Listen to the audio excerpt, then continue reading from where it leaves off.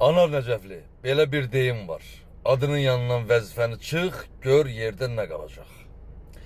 Eşitdim, Azərafta yoldan səni vəzifədən azad ediblər. Sevindimmi? Əsla. Məni tanıyanlar bilir ki, düşmənimin belə uğursuzluğuna sevinən bir qəlbim yoxdur. Amma vicdanı olan jurnalistlər də məni təsdiqləyər. Anar Nəcəfli, sən mətbuata açıq bir jurnalist deyilsən, mətbuat katibi deyilsən. Əgər Azərafta yol gözdən düşübsə, inamını, etibarını itiribsə, bunun 50%-i sənin mətbuata açıq olmamağına görədir. Daxili İşlər Nazirinin mətbuat katibi Elşad Hacıyevi tanımamış olmazsan, adamın vəzifəsi də səndən böyük, hörməti də səndən böyük, bütün mətbuata açıqdır, insanların sualını cavablandırır. Sən isə Xəzər TV'də gül kimi adam idin, ora gedəndən sonra təmiz dəyişdin. Niyə?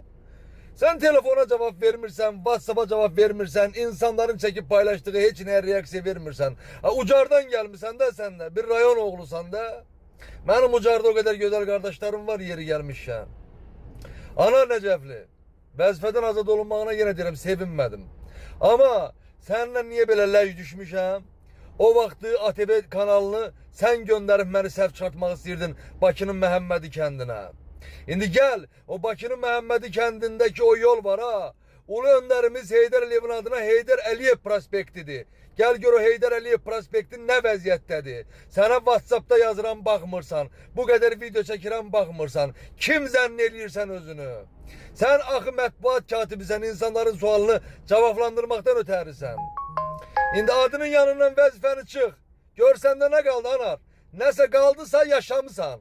Nəsə qalmadısa deməli sən yaşamamısan.